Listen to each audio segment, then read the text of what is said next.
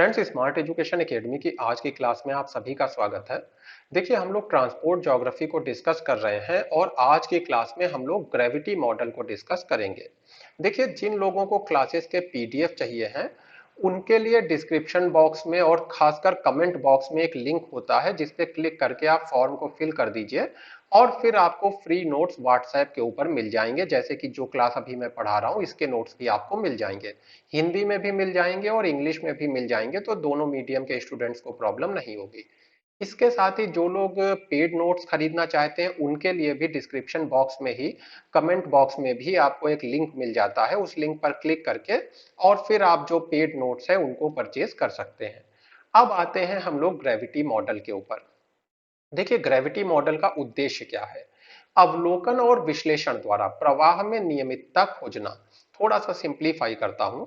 अगर देखिए आप सामान्य तौर पर देखें तो आपको लगेगा कि विश्व के एक स्थान से दूसरे स्थान पर सामान खरीदा जाता है, कहीं से कहीं पर बेचा जाता है।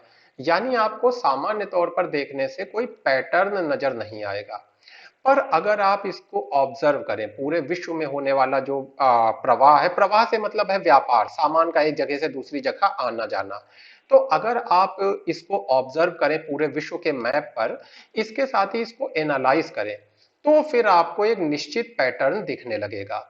और इसी पैटर्न की व्याख्या करने का काम करता है हमारा गुरुत्व मॉडल। और ये गुरुत्व मॉडल, ग्रेविटी मॉडल किस पे आधारित है? न्यूटन के गुरुत्वाकर्षण नियम पर ये ग्रेविटी मॉडल आधारित है। यहां पर देखिए एक लाइन है, इसको समझने से पहले आपको पूरक क्षेत्र समझना होगा। पूरक क्षेत्र क्या है? यहां पर लोहा बहुत ज्यादा होता है, यानी कि जो फेरस है यहाँ पर बहुत मात्रा में उपलब्ध है और यहाँ पर डिमांड बहुत ज्यादा है फेरस की। यहाँ पर कुछ ऐसा प्रोडक्शन होता है जिसकी वजह से लोहे की, आयरन की डिमांड बहुत ज्यादा है। तो क्या होगा? दोनों के बीच में व्यापार होने लगेगा। इसे कहते हैं पूरक क्षेत्र। एक क्षेत्र के पास जो संसाधन, जो सेवाएं उपलब्ध हैं, उसकी जरूरत क्षेत्र दो को है, दूसरे क्षेत्र को है। तो ऐसे में डिमांड सप्लाई का एक जो संबंध बन गया, इस तरह के क्षेत्रों को कहते हैं पूरक क्षेत्र।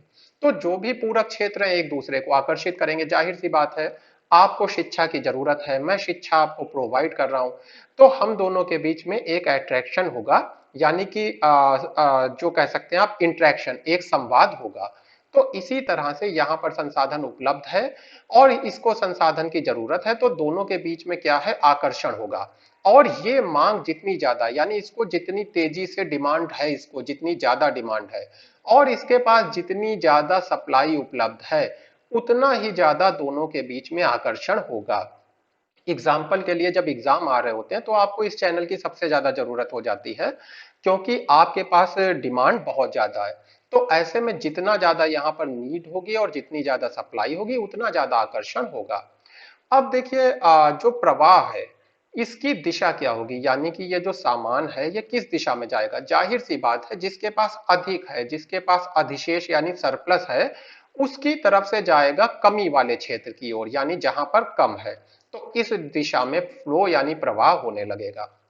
अब देखिए, एक पॉइंट आ जाता है इसमें डिस्टेंस का। इसको जब आप समझ जाएंगे तो पूरा कॉन्सेप्ट आप समझ जाएंगे। थोड़ा सा इसको सिंप्लीफाई करने के लिए आप एक पहले एग्जांपल समझिए। ये तीन स्थान है, स्थान एक, स्थान दो, स्थान तीन। स्थान एक को सीमेंट की जरूरत है। स्थान दो पर 100 रुपए की एक बोरी सीमेंट आती है। स्थान तीन पे भी 100 रुपए की एक बोरी सीमेंट आती है।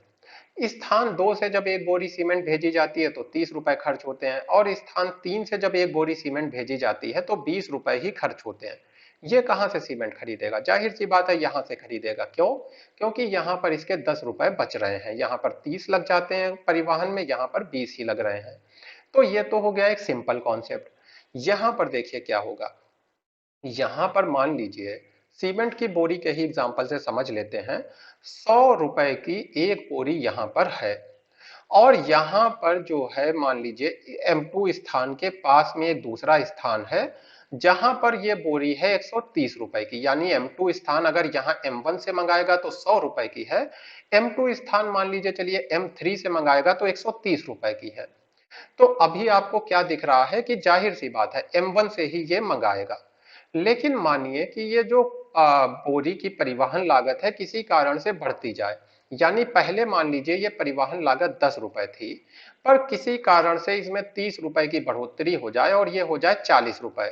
तो अब टोटल ये जो बोरी है M2 स्थान को कितने की पड़ेगी, 140 रुपए की। तो यानी यहाँ 130 रुपए से महंगी हो गई। तो अब इन दोनों के बीच में व्यापार समाप्त हो जाएगा। वही चीज देखिए यहाँ पर कही गई है कि ये प्रवाह तब तक होगा, यानी इन दोनों के बीच में प्रवाह तब तक होगा जब तक मांग के क्षेत्र में माल का मूल्य, यानी मांग का क्षेत्र कौन सा है, M2, यहीं पर तो डिमांड है, यहां पर जरूरत है। तो मांग के क्षेत्र में माल का मूल्य मान लेते हैं 150 रुपए, अधिशेष क्षेत्र से उसकी खरीद और परिवहन की लागत से अधिक है। यहां से मान लीजिए 120 रुपए की बोरी मिलती है और 10 रुपए में पहुंच जाती है, तो 130 रुपए में। तो अगर M2 क्षेत्र में एक इंडस्ट्री है, ये सीमेंट खरीदती है अपने ही आसपास की जगह से, तो इसको मिलती है 150 रुपए में। M1 से मंगाती है तो मिलती है 130 रुपए में। तो ये इंडस्ट्री M1 से मंगा रही है। पर यही कहा जा रहा है कि जैसे ही ये मूल्य 150 को क्रॉस करेगा, यहां वाले मूल्य से अधिक हो जाएगा, 160 हो गया, 170 हो गया, वैसे ही ये प्रवाह समाप्त हो जाएगा या कमजोर होने लगेगा। तो ये एक आपका परिवहन लागत का एप्लीकेशन हो गई। दूसरी भी एप्लीकेशन देखिए, देखिए कहा जाता है डिस्टेंस डिके, यानी कि जैसे जैसे दो स्थानों के बीच में जितनी ज्यादा दूरी है, उनके बीच में होने वाला फ्लो उतना ही कम होगा। जो पास के स्थान है उनमें फ्लो ज्यादा होगा। लेकिन देखिए क्या होता है कि इसमें क्वांटिटी का भी रोल होता है। जैसे आप अमेजोन से मान लीजिए एक खिलौना अपने घर के किसी बच्चे के लिए मंगाते हैं, तो उसको पहुंचाने में अमेजोन लगभग 50 रुपए का डिलीवरी चार्ज आपसे ले लेता है। वहीं पर आप एक फैक्ट्री से कहें कि मुझको 1 लाख टॉयज की जरूरत है, तो हो सकता है ये 1 लाख टॉयज केवल आपके पास 10,000 रुपए में पहुंच जाए। अब देखिए एक टॉय 50 रुपए में पहुंचा था, तो उस हिसाब से 1 लाख टॉय आपके पास 50 लाख रुपए में पहुंचने थे। लेकिन क्योंकि आपने बड़ी क्वांटिटी में ऑर्डर किया और अपना पूरा आपने ट्रक या कोई वाहन बुक कर लिया, तो ये केवल 10,000 रुपए में आप तक पहुंच गया। तो दूसरी चीज आ जाती है कि यहां पर कितनी क्वांटिटी की डिमांड है। मान लीजिए जब 2 टन सीमेंट यहां से मंगाई जाएगी, तब ये सस्ती पड़ेगी। तो अगर M2 स्थान पर 2 टन से कम सीमेंट मंगाई जा रही है, मान लीजिए 1.5 टन, तो फिर दोनों के बीच में फ्लो नहीं हो पाएगा। क्यों? क्योंकि परिवहन लागत बहुत हो गई। लेकिन यहां पर वहीं पे मंगाई जा रही है 10 टन, तो परिवहन लागत बहुत कम हो गई। तो दोनों के बीच में ज्यादा व्यापार, ज्यादा फ्लो होगा। तो ये दूसरी एप्लीकेशन हो गई परिवहन लागत की, यानी कि क्वांटिटी, कितनी मात्रा में सामान मंगाया जा रहा है। अच्छा देखिए, फिर इसी चीज को, जो चीजें हम लोगों ने समझी हैं, एक फॉर्मूले के माध्यम से व्यक्त किया जाता है। दो क्षेत्रों के बीच में सहभागिता, ये मैं हटा दूंगा, गलत हो जाएगा। फ्लो मान लीजिए, प्रवाह, दो क्षेत्रों के बीच में होने वाला प्रवाह का फॉर्मूला क्या है, M1, यानी M1 क्या है, इस क्षेत्र का आर्थिक आकार।